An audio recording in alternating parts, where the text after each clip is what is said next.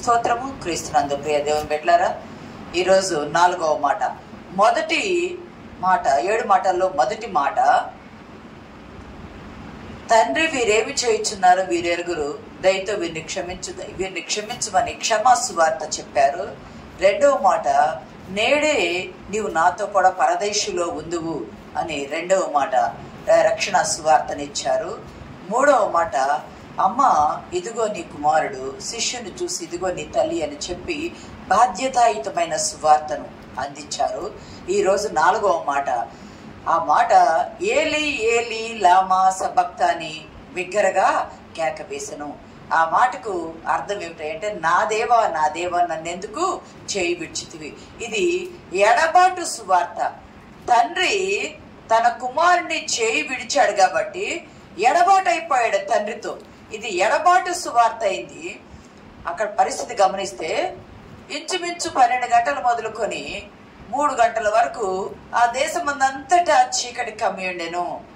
మధ్యాహ్నం మొదలుకొని, మధ్యాహ్నం అంటే 12 గంటల నుండి స్టార్ట్ అవుతుంది. 12 గంటల నుండి 3 గంటల వరకు ఆ దేశం అంతటా చీకటి కమ్మింది. ఆ చీకటి కమ్మిన సమయంలో యేసుక్రీస్తు ప్రభు వారు ఏలి ఏలి లామా సబక్తాని అని బిగ్గరగా కేక వేశారనుంది. ఏలి అంటే అది హీబ్రూ అరామైక్ 2 భాషల కలయిక. హీబ్రూలోను అప్పుడు వాడుక భాషలో ఉన్న అరామైక్ భాషలోనూ ఉన్న కలయిక అనమాట, 2 భాషల కలయిక. ఏల్ అంటే గాడ్ దేవుడు, లీ అంటే నా, ఏలి అంటే నా దేవా. ఏల్ అంటే గాడ్, లీ అంటే నా, ఏలి అంటే నా దేవా. నా దేవా నా దేవా. లామా అంటే ఎందుకు, సబక్తాని అంటే ఎందుకు చేయి విడిచితివి అని.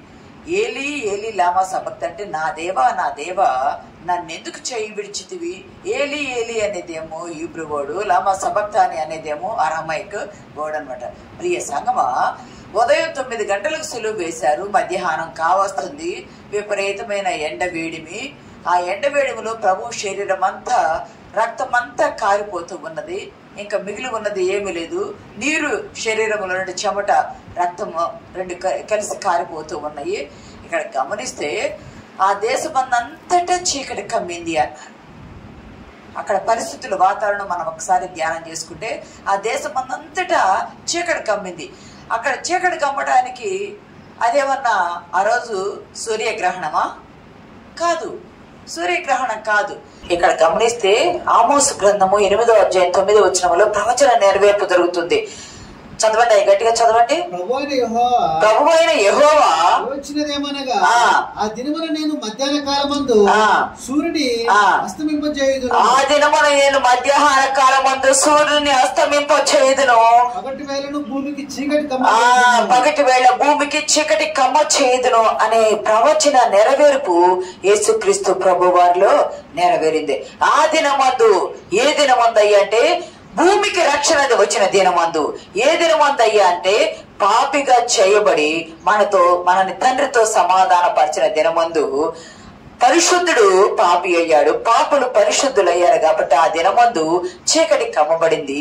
ఆ దినమందు సూర్యుడు అదృశ్యుడయ్యాడు. ఎందుకంటే యూదులు పస్కా పండుగ అప్పుడు యేసుక్రీస్తు ప్రభు వారు ఎప్పుడు ఆయన సిలువ వేయబడ్డారంటే యూదుల పస్కా పండుగ సమయంలో. వాళ్ళు ఎప్పుడు పెడతారంటే వాళ్ళ క్యాలెండర్ ప్రకారం, యూదయ క్యాలెండర్ ప్రకారము, చంద్రమానం ప్రకారము సాయంకాలం చంద్రుని చూసి వాళ్ళు, నెలపడుపును చూసి, అమావాస్యను చూసి వాళ్ళు క్యాలెండర్ని లెక్కిస్తారు. అమావాస్య అయిపోయిన తర్వాత వచ్చే పౌర్ణమి ఉంటది కదా, అమావాస్య అయిపోయిన తర్వాత వచ్చే పౌర్ణమి నాడు వాళ్ళు పస్కా పండుగ చేస్తారు. మొదటి నెలలో పౌర్ణమి నాడు. ఆ రోజు సూర్యగ్రహణం ఉండదు. పౌర్ణమి నాడు సూర్యగ్రహణం ఉండదు. నిండు పౌర్ణమి నాడు దాన్ని ఏమంటారు అంటే వసంత క్రాంతి పాత అంటారు. వసంత క్రాంతి పాత అంటే పగలు రాత్రి 2 సమానంగా ఉండే సమయం. అది పగటి పూట రాత్రి పూట 2 సమానంగా ఉండే సమయం. మరి యేసుక్రీస్తు ప్రభు వారు తండ్రిని మీరు చేయి వదిలేశారు, తండ్రి ఎందుకు చేయి వదిలేశారు నన్ను అని అడుగుతూ ఉన్నారు సిలువలో ఉండి. మరి ఎవరెవరు వదిలేశారు? అందరూ వదిలేశారు ఆయన్ని. తండ్రిగా ఎంచబడ్డ యేసేపు ఉన్నాడు కదా, ఆయన ఎప్పుడో వదిలేశాడు చెయ్యి. ఆయన చనిపోయి ఎప్పుడో వదిలేశాడు. ఇస్కరియోతు తోటలోనే వదిలేశాడు ఆయన్ని. శిష్యులు సిలువ యొద్దే వదిలేశారు, దూరంగా వెళ్ళిపోయారు. స్త్రీలు మళ్ళా యోహాను మాత్రమే తిరిగి వచ్చారు. ఆయన స్వస్థపరిచి బాగుపరిచిన వారు ఉన్నారు, వారందరూ వదిలేశారు. ఆహారం పెడితే తిని తృప్తి పొందిన వారు ఉన్నారు, వారందరూ వదిలేశారు. ఆయన ద్వారా మేలులు పొందుకొని ఉపకారాలు పొందుకున్న వారందరూ కూడా ఆయన్ని వదిలేశారు. హేరోదు వదిలేశాడు, సైనికులు వదిలేశారు, బంట్రోతులు వదిలేశారు, పరిసయ్యులు, శాస్త్రులు, అక్కడ ఉన్న ప్రజలందరూ అందరూ వదిలేశారు. మార్గస్తులు కూడా దూషించడం కూడా అయిపోయింది. ఇంకా దూషించబడాల్సింది కూడా ఏమీ లేదు. పిలాతు ఈయన నీతిమంతుడు అని చెప్పి చేతులు కొడుక్కొని చెయ్యి వదిలేశాడు. ఇంక వదిలేవలసిన వారు ఎవరు లేదు. చివరికి తల్లి తోడుగా ఉంది కదా, తల్లిని ఈయన శిష్యునికి బాధ్యత అప్పచెప్పి ఈయన వదిలేశారు. ఇంకెవ్వరూ లేరు, ఇంకెవ్వరూ తనతో నా అనేవారు ఎవ్వరూ లేని ఒంటరిగా మిగిలిపోయాడు ప్రభువారు. రిక్తుడైపోయాడు, ఏమీ లేని రిక్తుడైపోయాడు. శారీరకమైన బంధాలన్నీ కూడా భూమి మీద వదిలివేయబడ్డాయి. శారీరకమైన బంధాలన్నీ భూమి మీద వదిలిపెట్టాయి. మరి పరలోకములు శరీరం ఉండదు కదా, ఆత్మల కదా ఉండేది. పరలోకములు తండ్రి ఆత్మ కనుక ఆయన ఆరాధించమని ఆత్మతో సత్యంతో ఆరాధించాలన్నారు కదా యోహాను సువార్త 4వ అధ్యాయంలో. ఆత్మీయ బంధము. ఇప్పుడు తండ్రి చెయ్యి విడిచిపెట్టాడు. ఎందుకు? యోహాను సువార్త 8వ అధ్యాయం 29వ వచనంలో ఒక మాట అంటే చూడండి. నన్ను పంపినవాడు నాకు తోడై ఉన్నాడు, ఆయనకి ఇష్టమైన కార్యం నేను ఎల్లప్పుడూ చేయుదును గనుక ఆయన నన్ను ఒంటరిగా విడిచిపెట్టాడు. నన్ను పంపినవాడు నాకు తోడై ఉన్నాడు, ఆయన తండ్రికి ఇష్టమైన కార్యాలు నేను ఎల్లప్పుడూ చేస్తున్నాను కాబట్టి నేను ఒంటరిగా లేను, ఆయన నాకు తోడై ఉన్నాడు యేసుక్రీస్తు ప్రభు అన్నారు. 16:32లో కూడా ఉంటుంది. యోహాను సువార్త 16:32లో కూడా ఒక మాట ఉంటది. మీలో ప్రతి వాడును ఎవరింటికి వాడు చెదిరిపోయి నన్ను ఒంటరిగా విడిచిపెట్టి గడియ వచ్చుచున్నది వచ్చే. యేసుక్రీస్తు ప్రభు వారు అన్నారు, నేను ఎప్పుడు ఒంటరిగా లేను, నా తండ్రి నాకు తోడుగా ఉన్నాడు. నా తండ్రికి ఇష్టమైన పనులన్నీ నేను చేస్తూ ఉన్నా కాబట్టి నా తండ్రి తోడుతో నేను ఉన్నాను. మీరు లోకములు ఎవ్వరు విడిచిపెట్టినా నా తండ్రి నన్ను విడిచిపెట్టలేదు, తండ్రి తోడుందన్నారు. తోడు దగ్గరకు వచ్చినప్పటికి శిష్యులు నన్ను విడిచిపెట్టు గడియ వస్తుంది, అది వచ్చే ఉన్నదన్నారు.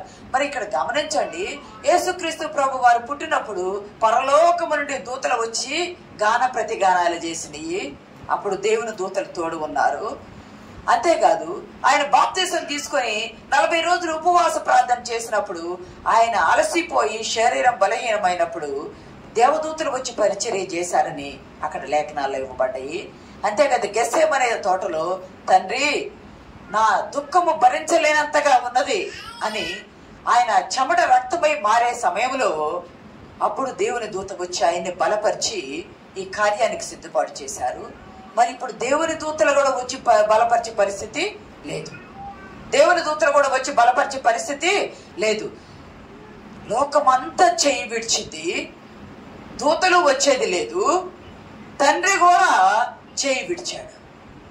ఇప్పుడు ఆ బాధ తట్టుకోలేక లోకమంతా విడిచిన భరించిన ప్రభువు తండ్రి చేయి విడిచేటప్పటికి భరించలేకపోతున్నారు. ఎందుకు అంటే యెషయా గ్రంథం 63:3వ వచనంలో ఒక మాట ఉంటది. ఒంటరిగా ద్రాక్ష గానమును త్రొక్కితిని, జనములలో ఎవడు నాతో కూడా ఉండలేదు, కోపగించుకొని వారిని త్రొక్కితిని. ఇక్కడ గమనించండి, యెషయా గ్రంథం 63:3లో శిలువ మీద ఉండి ఆయనకు ఎవరూ లేరు, ఆయనతో ఎవరూ రారు, ఆయనకెవరూ లేరు, ఆయనతో ఎవరూ రారు. యెషయా గ్రంథం 63:3లో ఒంటరిగా ద్రాక్ష గానుకను త్రొక్కితిని, జనులు నాతో ఎవ్వరూ ఉండలేదు. ఎవరు ఉంటారు? ఇది దేవుని వాగ్దాన ప్రవచన నెరవేర్పు కదా, ప్రవచన నెరవేర్పు జరగాలి కదా. ఇక్కడ ఎవ్వరూ లేరు. మరి ఇక్కడ ఏం జరుగుతుంది? చీకటిగా ఉంది, ఏమీ కనిపించట్లేదు. ఇక్కడ ఏమి జరుగుతుంది అంటే పాప పరిహారార్థ బలిలో విడిచిపెట్టే మేకను విడిచిపెడతారు కదా. ఒకటేమో రక్తం చిందించబడింది, ఒకటేమో విడిచిపెట్టబడింది. రెండు కూడా ఒక్క బలి కిందే వస్తాయి అని చెప్పుకున్నాం కదా. రక్తం చిందించబడ్డ బలి అయ్యారు. విడిచిపెట్టే మేకను కొంత దూరం తీసుకెళ్లి దాన్ని విడిచిపెట్టిన వాళ్ళు వచ్చేస్తారు. ఎవరు దాని వెంట వింటున్నారు? యేసుక్రీస్తు ప్రభు వారు ఒక్కరే విడిచిపెట్టబోయే మేక పిల్ల వలె ఉన్నారు. ఆయన పశు బలి పిల్ల వలె ఉన్నారు. ఆయన వెంట ఎవ్వరూ కూడా రారు. పట్టుకొని తీసుకువెళ్ళిన ఆ పశువును కూడా పట్టుకొని తీసుకువెళ్ళిన వాళ్ళు కూడా వదిలేసి వస్తారు కదా. అలాగే వదకు తేబడు గొర్రె పిల్లవలే ఈయన ఉన్నాడు కాబట్టి తండ్రి కూడా ఈయన్ని వదిలివేశాడు. ఒంటరిగా ఉండాలా. ఎందుకు వదిలివేశారు అని అంటే, ఆదాము దేవునికి వ్యతిరేకంగా చేశాడు కదా, పాపం చేశాడు కదా. ఆదాము దేవునికి వ్యతిరేకంగా ఆజ్ఞ అతిక్రమించి పాపం చేశాడు కదా. పాపానికి వచ్చు జీతం ఏమిటి? మరణము. రోమపత్రిక 6:23 ఉన్నది. పాపానికి వచ్చు జీతము మరణము. ఆ మరణానికి జీతం ఎవరు తీసుకుంటున్నారు? ఆదాము పాపం చేశాడు. పాపం వలన వచ్చు జీతం మరణము. అయితే దేవుని కృపావరము మన ప్రభువైన యేసుక్రీస్తునందు నిత్య జీవము. దేవుని కృపావరము మన ప్రభువైన యేసుక్రీస్తునందు నిత్య జీవము. ప్రియ సంగమా, దేవుని బిడ్డలారా, గమనించినట్లయితే పాపానికి వచ్చు జీతము మరణము. యేసుక్రీస్తు ప్రభు వారు ఆదాము మొదలుకొని చేయబడ్డ పాపానికి ప్రతిఫలము జీతముగా ఎవరు తీసుకున్నారు? యేసుక్రీస్తు ప్రభు వారు సిలువలో తీసుకున్నారు. ఆ జీతం, పాపం చేసింది మానవ సంతతి. మానవ సంతతిగా శరీరధారిగా వచ్చిన యేసుక్రీస్తు ప్రభు వారు ఆ జీతము తీసుకొని, ఆ జీతం ఏమిటయ్యా అంటే మరణము.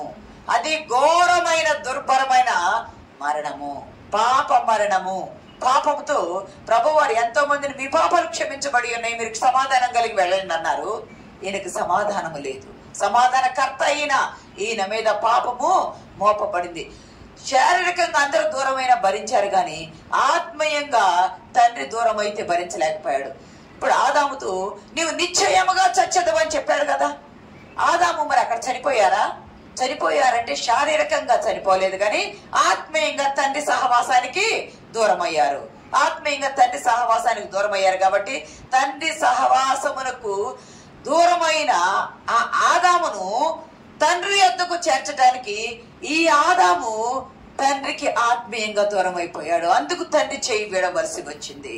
ప్రియ సంగమా, ఇక్కడ యెషయా గ్రంథం 59:1-2 ఉంటుంది. రక్షింపనేరకయున్నట్లు యెహోవా హస్తము కొరచకాలేదు, విననేరకయున్నట్లు ఆయన చెవులు మందము కాలేదు. కానీ మీ యొక్క పాపాలు, మీ యొక్క దోషాలు ఆయన ముఖాన్ని మరుగుపరచినాయి కాబట్టి ఆయన ఆలకింపకుండా ఉన్నాడు.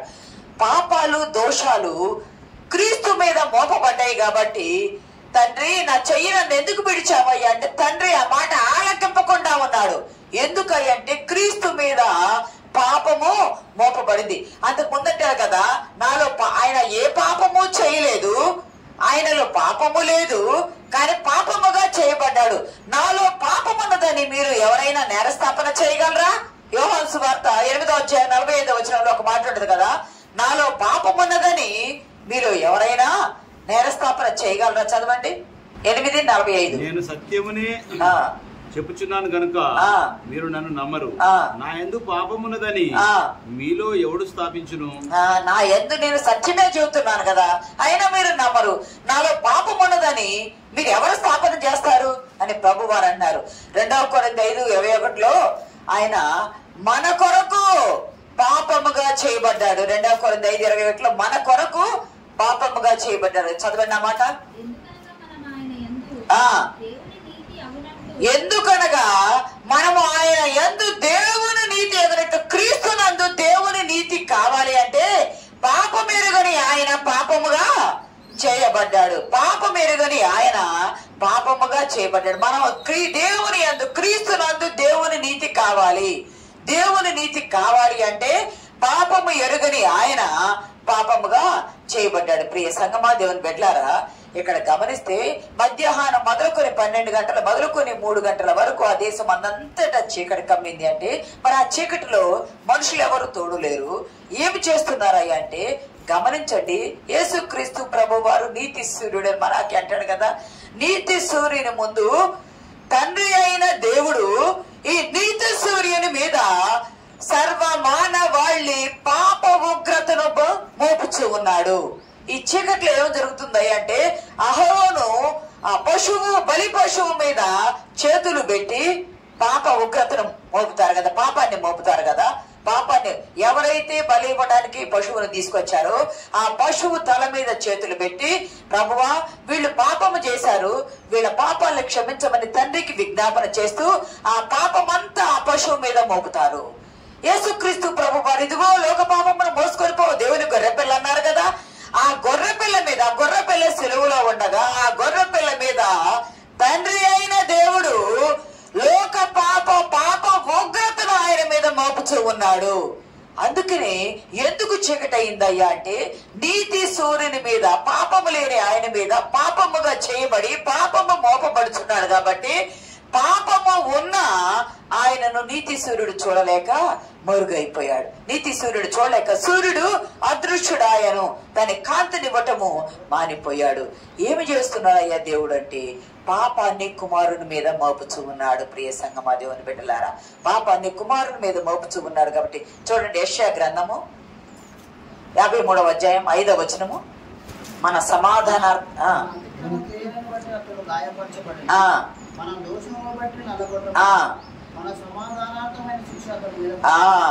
మన సమాధానార్థమైన శిక్ష అతని మీద పడిను. హెబ్రీ 7:26 కూడా యేసుక్రీస్తు మన కొరకు పాపముగా చేయబడ్డాడు.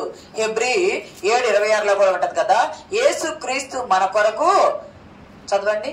పవిత్రుడు,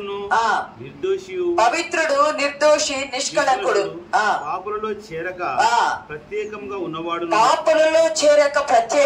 ఉన్నవాడును, ఆకాశ మండలము కంటే మిక్కిలి హెచ్చైన వాడును, ప్రధాన యాజకుడు సరిపోయిన వాడు, ధర్మశాస్త్రము బలహీనత గల మనుషులను యాజకులుగా నియమించును గాని ధర్మశాస్త్రం తర్వాత వచ్చిన ప్రమాణపూర్వకమైన వాక్యం నిరంతరము సంపూర్ణ సిద్ధి పొందిన. ఇక్కడ పాపము లేని యాజకులైతే మానవులే పాపములోనే ఉంటారు, కానీ ఈయన ప్రధాన యాజకుడు, ఈయనలో ఏ పాపము లేదు. ఈయన తన రక్తముతో శిలువ మీదకు బలి అవ్వడానికి వెళ్ళాడు. సంవత్సరానికి ఒక్కసారి మామూలు ప్రధాన యాజకులు వెళ్లి తనది కాని రక్తం ఇచ్చి పాప క్షమాపణ పొందుతారు. కానీ ఈయనలో పాపము లేదు, ఈయన పాపము చేయబడలేదు. మన కొరకు పాపముగా ఆయన చేయబడ్డాడు. ఆయనలో పాపం లేదు, మన కొరకు పాపముగా చేయబడ్డాడు. అది ఏమిటంటే, సర్వ మానవాళి పాపము ఆయన మీద ప్రోక్షకరించబడి ఆ సమాధానార్థమైన శిక్ష ఆయన మోసి తండ్రితో మనకు సమాధానం ఇచ్చారు.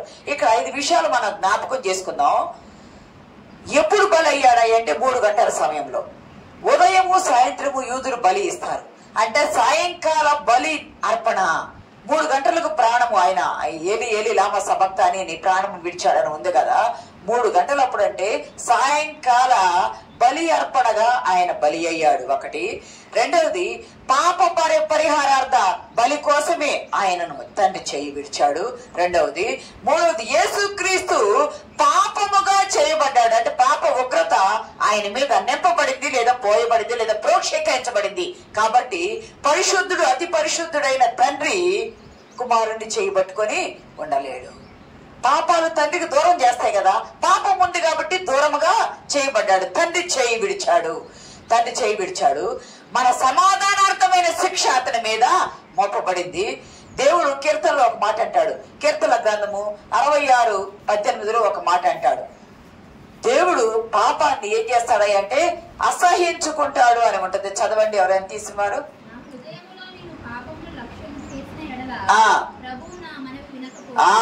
నా హృదయములో నేను పాపము లక్ష్యం చేసిన ఎడల ప్రభువు నా మనవి వినకపోవును. కానీ ఇప్పుడు ఈయన ఏమయ్యారు? యేసుక్రీస్తు ప్రభు వారు పాపముగా చేయబడ్డారు, పాపముతో నింపబడ్డారు. ఆయన చేయలేదు, కానీ మన పాపము ఆయన మీద నింపబడింది.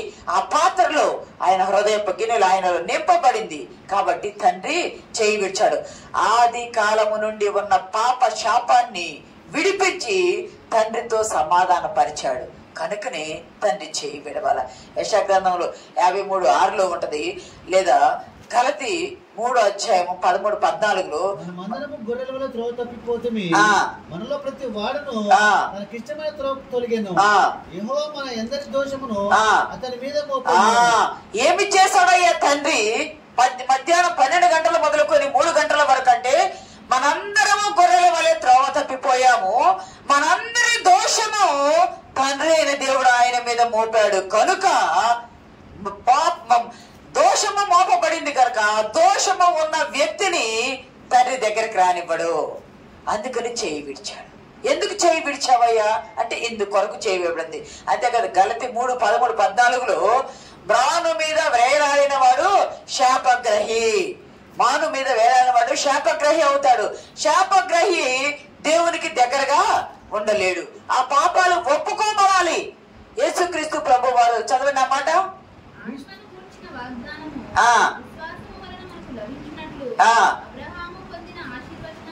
అబ్రహాము పొందిన ఆశీర్వచనము క్రీస్తునందు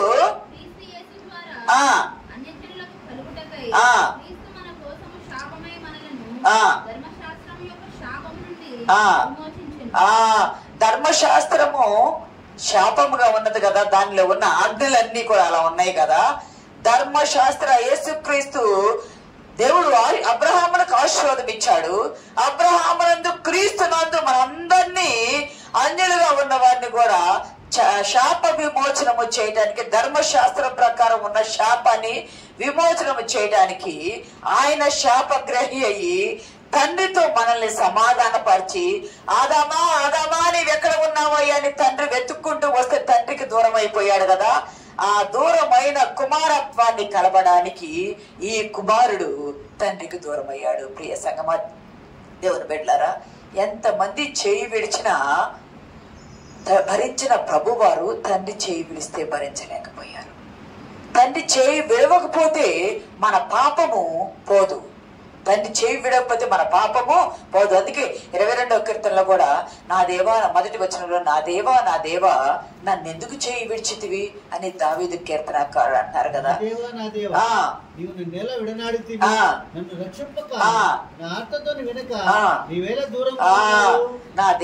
దేవా నా నేల నీవు విడనాడితివి, నా మొరను నా ఆర్తధ్వని నీ వినక నీవెందుకు నాకు దూరంగా ఉన్నావా అంటే, నీ మీద పాపము మోపబడింది కాబట్టి నేను నీకు దూరంగా ఉన్నాను. నువ్వు శాపగ్రహి అయ్యావు కాబట్టి నేను నీకు దూరంగా ఉన్నాను. నువ్వు పాప పరిహారార్థ బలి అయ్యావు కాబట్టి నేను నీకు దూరంగా ఉన్నాను. నువ్వు పాపముగా నింపబడ్డావు కాబట్టి నేను నీకు దూరంగా ఉన్నాను. సమాధానార్థమైన శిక్ష సర్వ మానవాళిని మధ్యవర్తిగా ఉండి నాతో సమాధాన పరిచావు కాబట్టి నేను నీకు దూరంగా ఉన్నాను. నేను పాపాన్ని అసహించుకుంటాను కాబట్టి, పాపముగా నువ్వు చేయబడ్డావు కాబట్టి నేను నీకు దూరంగా ఉన్నాను. ఆదాము నుండి దూరమైన మానవ జాతిని నాతో కలిపి సమాధాన కర్తవైన నీవు నాకు దూరమయ్యావు కాబట్టి, నాకు పాపముగా ఉన్నావు కాబట్టి నేను నీకు దూరమయ్యాను, నేను నిన్ను విడిచిపెట్టాను. యెషయా గ్రంథం 54:7 ఒక మాట్లాడుతుంది, నిమిషం మాత్రమే నేను నిన్ను విసర్జించి తిని. ఎంతసేపు విడిచాడయ్యా తండ్రి వారు అంటే, నిమిషం మాత్రమే నేను నిన్ను విసర్జించి తిని. మనం అనుకోవచ్చు 12 గంటల నుండి 3 గంటల వరకు మరి చీకటిగా ఉంది కదా అంటే, చీకటి వెలుగైన దేవుడు, వెలుగైన ఆయన మీద చీకటి పాపం మోపబడింది కాబట్టి, పాపము చీకటికి సాదృశ్యం కాబట్టి, చీకటి ఉన్నప్పుడు వెలుగు దూరం అయిపోయింది కాబట్టి మనం అనుకుంటాం మరి 3 గంటల సమయం కదా, 12 నుండి 3 గంటల వరకు అని అనుకుంటే, ఒక్క దినము 1000 సంవత్సరముల వలె, 1000 సంవత్సరములు ఒక్క దినం వలె ఉన్నాయి ప్రభు దృష్టికి. ఎంతసేపు నేను నిన్ను విడిచిపెట్టానయ్య అంటే, నిమిషం మాత్రము నేను నిన్ను విసర్జించి తిని, కానీ గొప్ప వాత్సల్యముతో మళ్ళా నేను సమకూర్చుదును. ప్రియ సంగమా, దేవుని బిడ్డలారా, ఎవరు ఎడబాటైనా భరించిన ప్రభువు తండ్రి ఎడబాటును, ఎవరు దూరమైన శారీరకమైన దూరము భరించారు, కానీ తండ్రి ఎడబాటు భరించలేకపోయారు. ఎందుకంటే నీ పాపాలు, నా పాపాలు, సర్వ మానవాళి పాపాలు ఆ గిన్నెలో తండ్రి ఈ గిన్నె నా ఎద్దు నుండి తొలగించమని గెస్సేమనే తోటలో ప్రార్థన చేశారు కదా. ఆ గిన్నెలో మానవాళి పాప ఉగ్రత ఉన్నది కదా, ఆ ఉగ్రత మొత్తం ఆయన మీద మోపబడింది కదా. మోపబడ్డ ఆ కుమారుడు తండ్రికి దూరం అయిపోయాడు. ఎందుకంటే మనల్ని తండ్రికి దగ్గర చేశాడు. ఆ సమాధానం బలి అర్పణైపోయింది. ఎప్పుడైతే తండ్రికి దూరం అయ్యాడో అప్పుడే ఆ బలిని దేవుడు అంగీకరించాడు. దేవుని నామానికి మహిమ కలుగును గాక. మన పాపము దూరపరచబడింది, మన దోషము దూరపరచబడింది, మన శాపము దూరపరచబడింది, మన మీద ఉగ్రత దూరపరచబడింది. ఎందుకంటే తండ్రి కుమారుని చేయి విడిచాడు. మధ్యవర్తి మన చెయ్యి తండ్రి చేతిలో పెట్టాడు, సమాధానం ఇచ్చాడు. అందుకే ప్రకటన 3:20 ఇదిగో నేను తలుపు ఎదుట నిలుచుండి తట్టుచున్నాను, ఎవడైనా నా స్వరము విని తలుపు తీసిన ఎడల నేను లోనికి వచ్చి వారితో నేను నాతో వారు కలిసి భోజనం చేయుదునన్నారు. ప్రభు వారు ప్రియ సంగమా, దేవుని బిడ్డలారా, దూరం అయిపోయాం. మనము దూరమైన మనల్ని దగ్గర చేసి తాను దూరమయ్యి మళ్ళా గొప్ప మరణం అనుకుంది, చీకటి అనుకుంది, ఈ నింతే ఇంకా వెలుగు లేదు, దూరం అయిపోయారు అనుకుంది. కానీ తిరిగి లేచి 3వ దినాన తండ్రి కుడి పార్శ్వం కూర్చుంటకు ఆయన వెళ్ళి ఉన్నాడు, అధికారం పొందుకొని ఉన్నాడు ఆయన. ప్రియ సంగమా, తలుపు ఎద్ద నిలుచుండి, నీ హృదయం తలుపు ఎద్ద నిలుచుండి తట్టుచున్నాడు. నేను నీ కొరకు ఇన్ని శ్రమలు అనుభవించాను, ఎంత బాధను అనుభవించాను తండ్రితో సమాధానపరచడానికి. నీవు నాకు ఇంకా దూరంగా ఉంటావా? నీ హృదయం తలుపు యొద్ద నిలుచుండి నేను తట్టుచున్నా, నా స్వరము విని నాతో కలిసి భోజనం వచ్చి ఆయన గిన్నెలో చేయముంచి ఆయన ఎడబాటు మన కొరకేని ఎడబాటు సువార్త, తండ్రితో ఎడబాటు సువార్తను అందించి ఇదే ఇంకా భూమి మీద ఆయన చివరిది. ప్రియ సంగమా, దేవుని బిడ్డలారా, మనలా మన కొరకు ఎడబాటు అయ్యేది ఇది లేదు. తండ్రితో సమాధానపరిచి సహవాస బంధముల పరలోకం చేర్చుటకు సిద్ధపడ్డాడు. ఈ ఎడబాటు సువార్తలో మనకిచ్చిన సమాధానం బట్టి ప్రభువు నామమున మహిమ కలుగును గాక. ఆమేన్.